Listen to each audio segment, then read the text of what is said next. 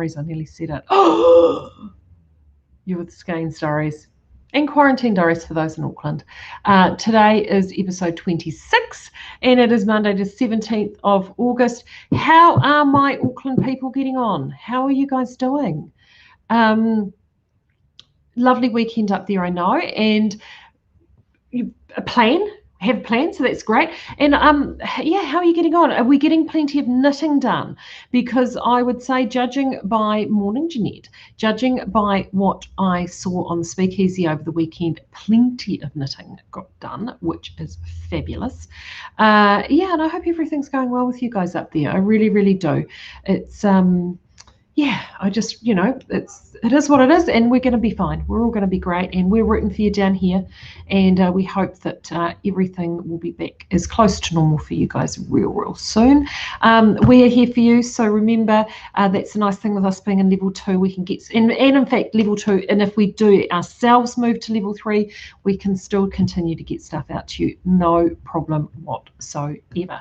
So if you need to get anything, just jump online, let your fingers do the walking, and pick up some of that fantastic yarn. So we are here definitely for you in Auckland. I have got so much yarn in front of me here. Really disorganized. I am running around. We have got one at home who has got a sick husband, so she's had to stay at home, and then Claire is at home with an injured wee man, and so it's Heather and I. So I've been running around and getting bits and bobs done. Damien's loads of orders over the weekend, so he's keeping himself nice and busy. But it's yeah, it's still pretty chilly out there, still plenty of good knitting to be had, and as I mentioned before, lots of really cool stuff over the speakeasy. But first, what I wanted to do was I wanted to show you some of the progress that I've had, and I didn't get as much knitting done over the weekend as I would have liked. Ended up having quite a social weekend, catching up with well, I had a family birthday over the weekend, and my mum travelled down for that, of course, just prior to the announcement. So then we sort of were a bit panicked that she might get stranded, but all was good, so that was great. I've just realised I haven't turned my other light on over there. Never mind. So I didn't get as much done of my Swancho as I would have liked, but that's okay. I've got a little bit done, and I'll show you. Hold on, because I'm working still off quite a tight. But look at that. Now, I don't know who it was. Now, who was it? I think it was maybe Joy or Adele over in the speakeasy. I put a picture of this up over the weekend. Had already spotted that I've made modifications. You know me, it doesn't take long for me to change things. And it's in the colour work. So this is where I'm at so far. I'm really happy with the colour combination. As I said to you guys, I was confident in theory that I had it right, but in practice, super happy. Now, the orange, the chapel here, because I'm using Sock Petition Edition, that in the pattern is actually this main colour. And I looked at it and I was kind of like, yeah, no, it needs more orange. So I changed it out. So yes, so that is why I've already made that change. But that's where I'm at so far, and I have to say, absolutely gorgeous. Loving knitting this. In fact, I had a really brilliant question through Facebook over the weekend asking around yarn for this, and the question that they had is would the roslyn from the Cascade be suitable in the Swancho? And as I said to them, and I'll say to you now, I personally don't think it is, and the reason for that is the thing with this pattern, and there it is I've definitely, and having seen this finished and seen images of finished in real life, one of the things I've definitely picked up with this is it does need a really, I think, lush yarn. So that's what I'm knitting there for those who haven't visited before. That's the Nanil Chick Swancho by Caitlin Hunter. And yes, having knit as far as I have definitely requires a full, rich, lush DK. And this is DK weight. I have swatched this, but I wouldn't call it a lush DK. It's definitely at the finer end of the DK scale.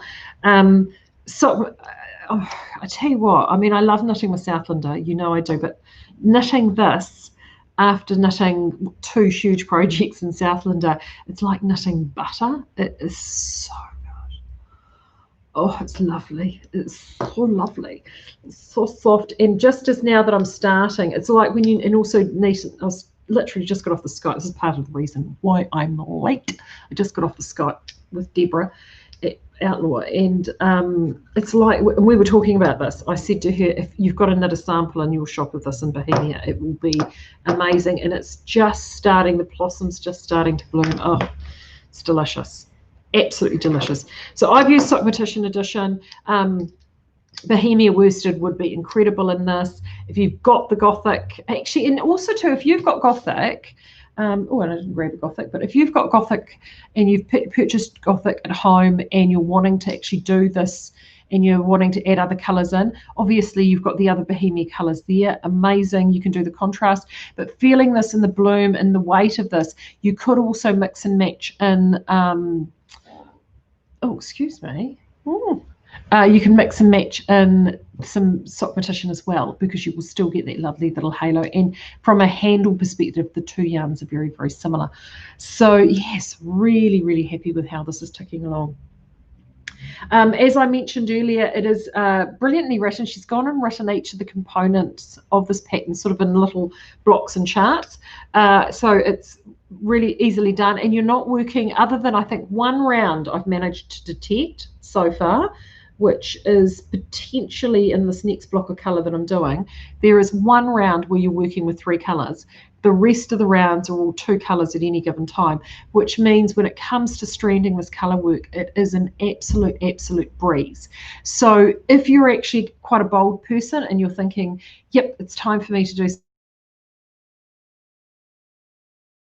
this is the sort of project that as a confident beginner, you've got knitting in the round sort of down, you're confident to do that, you will have no trouble with this. I genuinely believe that. It's a real breeze. I have to say I'm finding this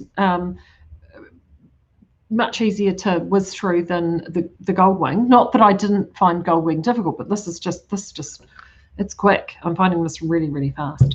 And I'm already seeing a couple of you I know are doing this in the Speakeasy as well. And it's quite nice to see all the colour combinations out there and see how we all interpret colour and how the colours look really, really different. And yeah, amazing. So if you want to jump on board with this and join along with the fun, remember anything that you post when you knit with this is going to fit into our Can Colour theme for August.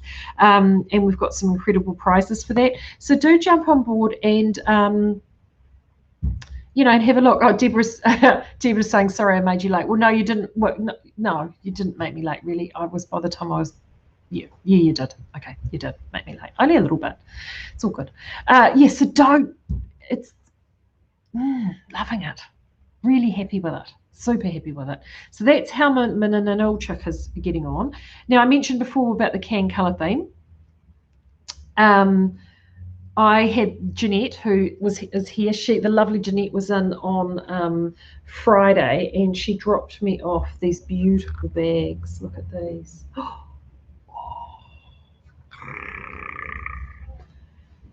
Now, all of these bags are going to be filled with goodies, and they're going to be part of the prize bundle for the month. So you guys need to make sure you get posting, because these are part of the prize bundles. Jeanette, thank you so much for these. They're stunning. Jeanette's work is just gorgeous. We adore her bags. Look, and they've even got little mini Notion bags inside. Honestly, they really are amazing. So thank you so much, Jeanette, for these. And I've already started. Look at this. I've got to look.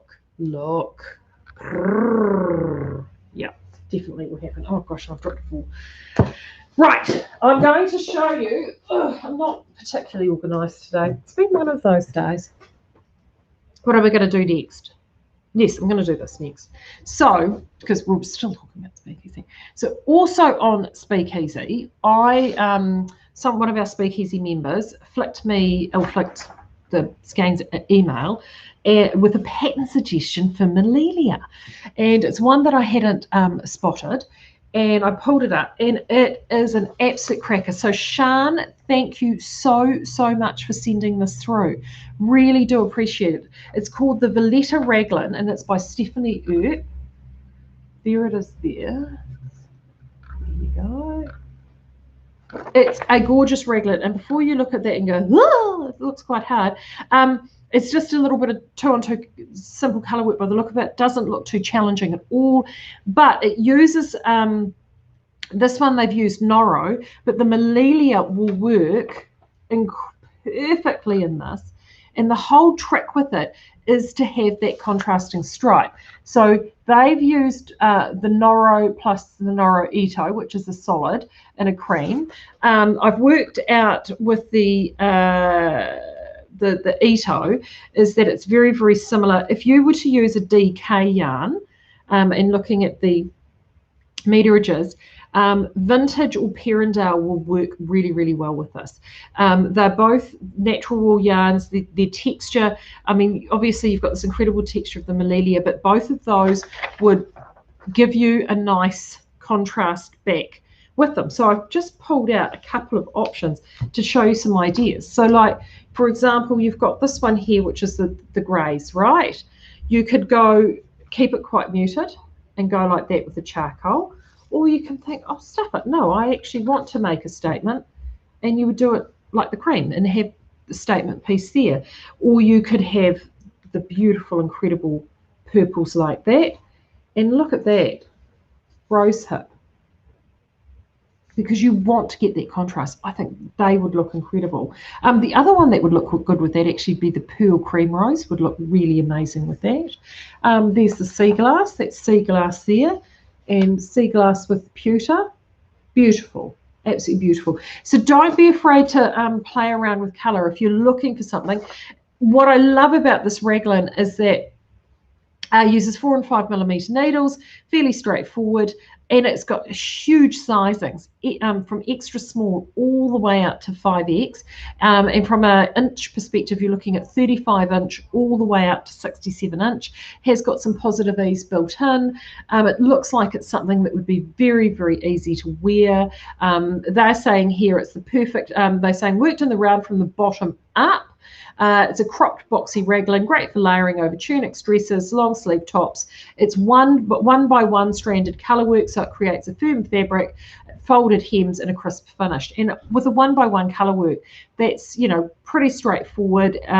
Floats are not a problem because you're only bouncing from one to another. It would be lovely and warm. Yeah, it's a really cracking little project. So if you're getting some Melilia and you're looking for something to do with it and you're wanting a garment, this Valletta raglan I think is an absolute cracker. So I really do appreciate that. So thank you very much, Sian, for letting us know about that. Now, I think I showed you this the other day, the roslyn. I took this home, did some swatching. I wanted to play around and have a look at it because it felt quite thin. And I was like, and I showed you the one that we knitted and blocked, and it is actually definitely a DK, lighter end of DK. But if you're looking for something to make like a transitional piece, and particularly perfect heading into spring and summer here in New Zealand, this is where this would be great. I think, you know, you could actually get that DK pattern knitted up. I mean, Petite Knits has a whole heap in that sort of realm. You could knit something up in this and it would actually be lighter weight to wear and it would be fantastic. So I was really thrilled with that. So then I wanted to take it home over the weekend and have a wee play with it. This is the mohair that will be coming with us very soon. We weren't quite happy with the brushing on it. As you can see, the brushings are not as even as we would like. So it's not going into our premium Whisper Fine, but it is still so incredibly soft. It's a lovely yarn. And I wanted to see what would happen once we started double stranding it. So I grabbed, this is actually one of the colors that's coming, this beautiful soft rose. So I double stranded it back with the roslyn. Can you see that? There we go. Come on, camera. Oh, yep, there we go. And it's double stranded beautifully. Cover factor is gorgeous. Good bounce. Now, I did this deliberately on a 6mm needle. Why 6mm, Marie? There is always a method to my madness. And the reason for that is I wanted to do 6mm because that's what Love Note is knitted on. And that seems to be the common needle size for projects that are doing this mohair plain double stranding. And I think that is spot on. And oh, honestly, as a fabric, gorgeous. So we do still have a little bit of the seizure mohair listed, but if you can wait, and I'm hoping that we will have this early next month. The colours, I know this one's already been dyed, the rest of the colours are locked into the system. It will be gorge, and it will give you, we've actually done colours so they would work back for double stranding back with sock petition edition, for if those who want to double strand back with sock petition coloured yarns. But a lot of those shades will obviously work with the shades that we have in the roslyn as well. So the Taylor, for example, will work with the Lagoon, Featherston will work with the Peridot, the soft pink, as you saw, worked with the grape. Yeah, so there are, and actually the garland would look really, really neat with the olive in that as well. So there's a whole range of, you can actually work those back. So if you're looking to do a Love Note and you're wanting to get that double stranded and do something a bit different with it, roslyn as a combination, I think would be brilliant, really, really good. So then what happens is, of course, I knit this and get all excited because I do love my double stranding. As you know, I'm very fond of a double strand, and I love that marling, and I got very excited about that. And so I was at home because I did this at home, and so I had these sitting on my little basket next to my chair that I knit in, and then I had to do some digging around in the stash cupboard I was looking for something, and I'm digging around in the back of the stash cupboard, and it's amazing. It's amazing what you find, isn't it? And I feel, I mean, I've got stash. I literally call it deep stash. I've got one cupboard which is the deep stash cupboard. It's the cupboard that I go probably into the least. I did a big sort out in that cupboard a number of years ago. I had a whole bunch of those plastic zip clear bags, that you get duvet covers and curtains and stuff in. I managed to get my hands on a whole bunch of those from someone who had some, and I was able to snag some. And they make the perfect yarn storage bags if you're looking for something to store your yarn in. So they're brilliant because they're sealed, and but you can see what's in there, and they're not too big, and you can squish quite a bit in. Anyway, I was looking for something. I'd lost something, and I knew that it was in the deep stash cupboard. So I thought, I've got to go and have a look. So this is the thing. Once you start, so you're in there, and I'm pulling out all these bags and having a look, and then it's a bit like Christmas. It's like rediscovering your toys all over again. And I wanted to go through, I had a number of yarns that I found what I was looking for, by the way. So that was thing number one, and that was sort of halfway through the cupboard. And then I thought, here now, so I'll just keep going. And it was really interesting. It was really interesting to go through the cupboard and have a look at the stash and have a look at things that I'd bought years ago, and something that I was so in love with then that I'm really not quite so in love with now. So I know that there have been a few people that have been into the store last week, and I had a few little bundles just on the table that I'm sitting here with from my own personal stash for sale. There's going to be some more this week. And I thought, I'm actually going to part with them. I'm sort of not emotionally attached to them like I once was. And I'm actually going to part with them and free stuff up so I can buy different things and share the love and have them out there. But one of the things I discovered when I was deep diving, I don't even remember buying it, to be honest. I can totally see why I bought it because it's very me, was this, 2 skeins of this Araucania. Look at that. Isn't that just a skein of absolute joy? Utter, complete joy. I think it's beautiful. I was like, that is so pretty. Single roving, worsted weight. I thought, that's got to come out. It's too pretty to be stuck in there. So I pulled the 2 skeins out, planked them on this basket next to my chair. And then when I went away, did something else. And the way it was sitting, this is how it was sitting. Without that. And as I said to you before, sometimes yarn just speaks to you. And I looked at those three together. See, look at that. They do. It does, right? And I thought, oh, ooh, speaking. So today, if I get time, I will be winding this off. And I feel a swatch coming on.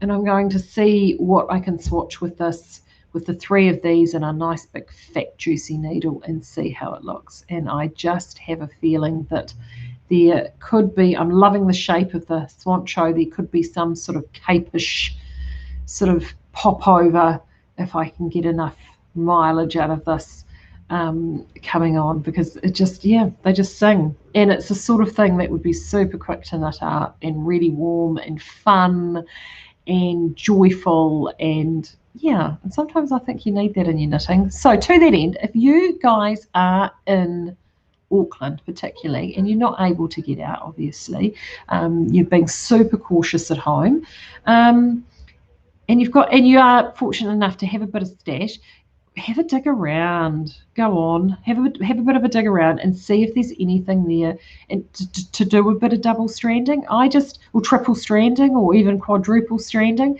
multiple, it's creating your own yarns. By doing that is honestly, seriously, the most satisfying thing to do. And then you can dust off that pair of super thick needles that you probably bought once to knit that one thing, that one cushion or that one whatever that you had lurking around, and just have a bit of fun in a play. And when you're playing around in needle sizes like 10mm plus, seriously, you can knock out the most amazing project in no time flat, whether it be a cow or a poncho or a cape or a really thick quick shawl, whatever it may be. If you pull those things together and strand it, just throw caution to the wind, and look at something like a really great example would be is if you've got a pattern like Hitchhiker or any of those asymmetrical shawls or scarves that start from the tip and then move out. Well, see, those are brilliant. Those are the perfect patterns to adapt into something like this. And the reason for that is because you start at that tip, right? And you start working, and you just keep working until you've got the length that you want. And I mean, you're going to run out of yarn eventually. If you don't get the exact length that you want, you just keep going until you run out of yarn, and boom, finished. Easy. You don't have to plan, you don't have to think. Yeah, throw a bit of caution to the wind. I mean, if you're all cooped up inside and you're being cautious, whether you're in Auckland or you're in Melbourne, I know we've got a lot of people from Australia tuning in these days, and I know in Victoria it's you're still level 4 over there. So yeah, throw a bit of caution to the wind. Have a bit of fun with it. Yes, it is Araucania. I always say that wrong. Araucania. It's beautiful. So good. Oh, I love that Araucana. Yeah. Oh gosh, I can tell you what. It is probably. I bet the subtitles doing crazy things today. So loves my accent. It's hilarious. It is so funny. Oh my gosh, that's hilarious. All right. Feel free if you've got any questions or anything you want to ask me today. I'm quite at ease today because I do kind of have things organised, but I don't. What else was I going to show you? Oh, speaking, yeah. So the other thing I was supposed to do this weekend and didn't, well, I sort of did, was we've got some other yarns from a local mill that we're potentially looking at doing, and I was supposed to do some swatching. That's as far as my swatching got. So with any luck, I'll get that today. But we've got lots of really interesting. This is the stuff I love. This sort of product development makes me very happy. So that's on my to-do list of to-do things. And also Claire. So Claire and I, yeah, as I said, we're operating apart today. So it kind of feels like our old lockdown days. But she sent me through the list to end all list for the restocks. And Gothic, and that's Deborah and I were talking about Gothic before I jumped on. We've got Hyde, Ruthven, Radcliffe, and Victor, and I think if I look out there, yep, I can definitely confirm no Stoker or Lewis. Oh, and there mightn't be any Keats either. But I think we've still got some, yes, we've got Hyde. So, and Deb was pretty much the same. She said she had a couple of balls of Lewis left, I think, in the shop. Definitely no Stoker. And she's a bit, yeah, like Radcliffe, Ruthven, just, yeah. So if you want to get stocked up, make sure you get stocked up. Now, and as I said, this Swancho would be amaze balls in Bohemia Gothic. And then you can tie in other Bohemia worsted colours, or if you need to throw in another little punch of colour, don't feel free to pop a sock competition in there as well. You've got yarns all across a similar count, but you've got that possum content and the lushness would all be the same. Oh, beautiful. Right. So those are the Gothics we've got in. We've also got Cozy and Snug. Cozy and Snug, we've been waiting for those. Those are our value ranges. They're such great ranges. Brilliant if you're knitting for kids and rough and tumble, or you're knitting for charity or blankets and you need a yarn that's cost effective, wears really well, and is machine washable. Cozy and Snug is for you. And Cozy, which is the full ply, we've got violet, magenta, red, cyan, and green. And Snug, which is the DK, we've got cyan, orange, yellow, violet, green, and magenta. So we are now almost getting back to full complements of those. The last one, Warm Raven, which is the last one in the warm range to come back in. So yes, we are now back at a full complement of warm, which we are delighted with. Mahana, Crater Lake. We've been back at a full complement of Mahana, but Crater Lake is our biggest seller in that range. And it was, so we've gone and topped up on that. So there's more of that coming. Albertine, Black Cherry, and Bearberry, and I know a number of you have been waiting for Black Cherry, so that is now in. And Southlander DK Bracken, yes, I know that's one. In fact, I saw an email over the weekend on that one. That is now back. So they're all starting to get back into stock, which is awesome. Our Perrindale is looking fantastic. We've got a lot more Perrindale there. They're still coming through, and hopefully we'll have more through tomorrow or the next day. Damien is he will probably go down and check again tomorrow. So all of those came in late Friday, so you may have seen them loaded up over the weekend. So they are definitely all there. Is there anything else anyone needs? Because I'm here. Oh, there we go. What have we got here? Joanne is, how would you double strand high twist 4-ply to do contrast for the Malelia? For the Valletta. Good question, Joanne. It would, yeah, it would work. I mean, the only well, yeah, it would work. The only thing with it is that, of course, the Malelia is quite a bit thicker. But if you, doubles, how would double stranding? Okay, Joanne, I'm here now. Read the question properly. Double stranding, yes, is the short answer to that. Yes, that would work. Yeah, that would work. It would be, yeah, it would. It would be actually, so you would actually get quite that double-stranded high twist 4-ply would be sort of quite rigid, but that would actually work because this is actually, even though it's a single roving, it's actually got a high angle of twist, like it is got a pretty reasonable amount of twist on it as well. And that Valletta is quite, from a design perspective, is actually quite a structured piece with that rib. So the double-stranded high twist 4-ply, which would give you in each one of those stitch rows quite a strong stitch construction, I think would look really, really, yeah, that would work actually. And it would give you a garment that would hold its shape really well. And yeah, actually, I think that would be quite amazing. That's actually quite a good thought. And particularly, too, if you've got Sock Bandit, that would be incredible. And or if you've got some of your own high twist naked and you're wanting to dye it, that would be, yeah, that would be pretty cool. Pretty cool. Joy's saying she's got Lewis, Ruthven, and Hyde for Swancho, trying to decide if to use bone or parchment for the mane. I personally would go bone. And the reason I would say that is, I mean, parchment would work, obviously, but bone is that ever so slight pink, soft pink. And with the Ruthven, it would really, I think, really translate beautifully well. And also the hide is that deep sort of jadey green, which works really, really well with bone also. So if it were me in that situation, Joy, I would be going bone every day of the week. Honestly, I really would, if it were me. I like the lash. Oh, I love it. Oh, I like a lash decay. Is that what it said? I wonder what I said to give it that. So funny. Oh, that's hilarious. Oh, that's so hilarious. Oh, did I get it the wrong way around? Deb said we don't have Stoker, but a little bit of Lewis. That's what I meant. Gosh, I'm hopeless. Right. Oh, end of the month. I have had some questions over the weekend about what we're looking at doing here on the 20th. That is still a work in progress. I've spoken to Claire. So at this stage, we have got the classes booked. We're quite comfortable about the classes going ahead.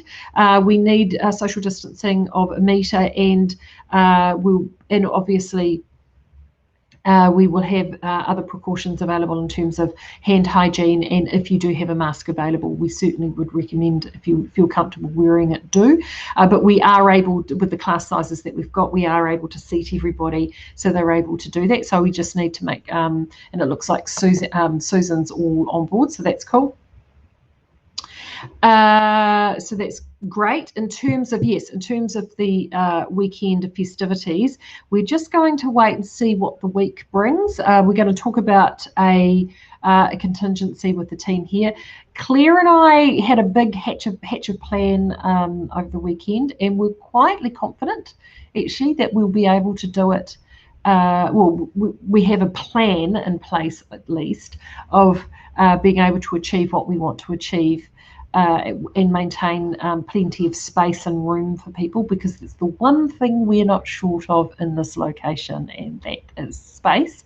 But I just want to do all the due diligence with the team and go through everything and do a little bit of a health and safety plan, and just make sure that we've dotted all our I's and crossed all our T's on that one. And we just need to see how things progress across the week with how the things move around with the virus, basically. So we will do that, and I will let you know basically once we've gone, yep, we're going to do it, or no, we're going to postpone. But we'll let you know one way or t'other. Don't panic. We're still here. It's not going anywhere. And let's face it, we're all getting very good at change, which is great. What else? No, I think that's me. I'm going to go and do some work, I think, because I think our girls are going to I'm going to go and let Heather have some lunch. Oh, here we go. Sorry. One more question. Oh, Marie, do you have an ETA on Dusky Blue Bracken? Claire, I see you're in there. Do you have an ETA? It can't be far away, actually. Okay, so I'm going to say this, and Claire will probably come back and go, no! But the fact that the DK Bracken has just come in has meant that we've just done the spin batch on that, because that's what we were waiting for, which means that Dusky Blue Bracken will now be going into the die schedule. When in the die schedule that is, I don't know. I know that there is, I think they're doing die skidding about 6 weeks out. So it's probably still a little way away, but it does mean we have base yarn, which means that it can go on the schedule.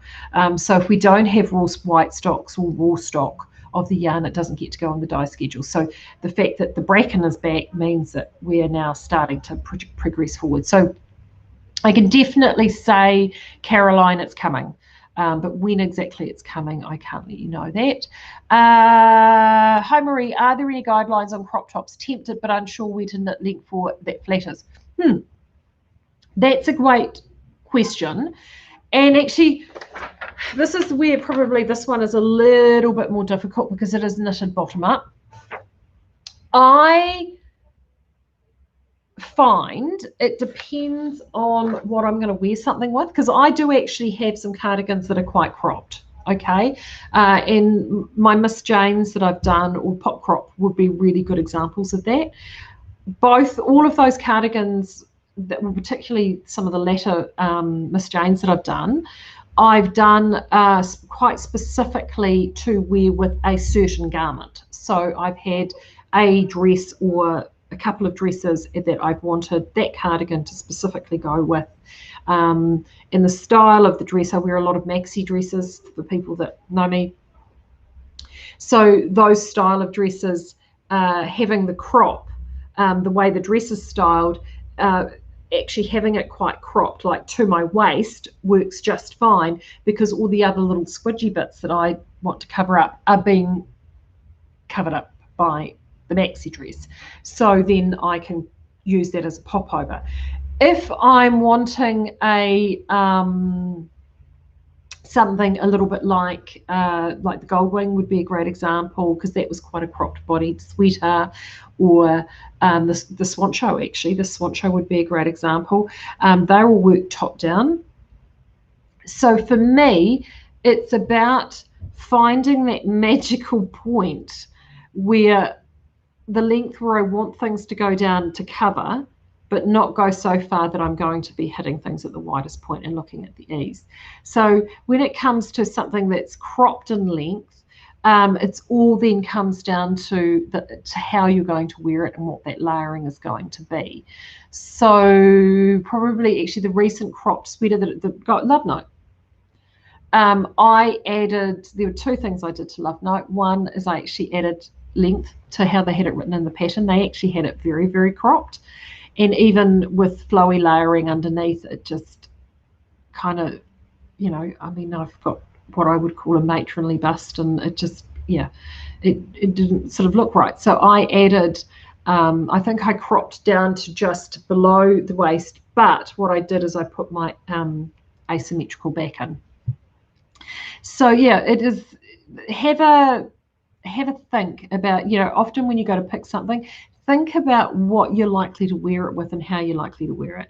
So for the Love Note being a great example, I wear that most often with jeans or jeggings or sort of slacks, and I always have a longer layer that goes over the top and actually does that work, that illusion work around the problematic areas, and then I use the knitted piece as the feature piece over the top. And so then that way, the length, I can sort of moderate that length. But for me, anything, if it's a sweater, anything, it's got to be below the belly button or below the waistline. Anything above that, and it just doesn't seem to work for some reason. It sort of chops you off too quickly. So I hope that makes sense to you. And when it comes to fit as well, if you have the opportunity top down, do the sleeves first. Often the pattern's not written that way. They have you do the body and then you go back and do the sleeves. I go top down, then I do the sleeves. So then that way, if I'm wanting to check the length, I can actually pop it over my head. I put a lifeline of waist yarn through, take it off, fit it on the arms, and then I can see where it's fitting. And then sometimes I just eyeball it. Sometimes I'll take a tape measure and check it, and then I can actually see whether I've got that length where I want it. So yeah, so that's what I'm doing. Cheryl is saying, Swancho, you can knit a bit longer to cover mummy tummy. Oh yeah, mummy tummy, matronly ass. Yeah, absolutely. And you know what? It's what I like about the Swancho with the way they've done that shaping is they've also it's almost like a swing shape, which that swing shape's really flattering when you're wanting to sort of hide a multitude of sins. Yeah, so it should be really good. Right, I need to go because young Heather needs to go off and have her lunch, and I need to get these samples knitted. How yours going, Claire? Because we divvied them up. I took half, she took half. Yeah, I didn't do my homework over the weekend. I was a bit naughty. Better do it now. All right. Okay, guys, I will talk to you again on Thursday.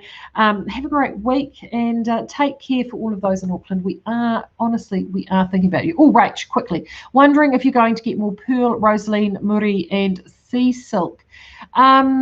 That will come down to if we have base yarn. I definitely know we got some black purling because we had some base yarn knit. I've got a sneaking suspicion, Claire, we didn't have any raw white stocks. And if we don't have any raw white stocks, it means that we need to wait until the next batch of pearl comes through. And pearl doesn't happen all the time. Pearl only happens when we've got stock, because it's a recycled yarn, when we've got fibre stock to do it. So it probably won't be repeated until next year. So yeah, if I've got a sneaking suspicion that we may be out of base yarn on that, so sorry, but definitely got black pearl. We've got in Utataki, Morea, Barbosa. We've still got some pirate, the red one, and some sparrow left in that. So yeah, gorgeous. Right, I'll be back on Thursday. Look after yourselves in Auckland. Knit along with us. Take care, and we'll talk to you then.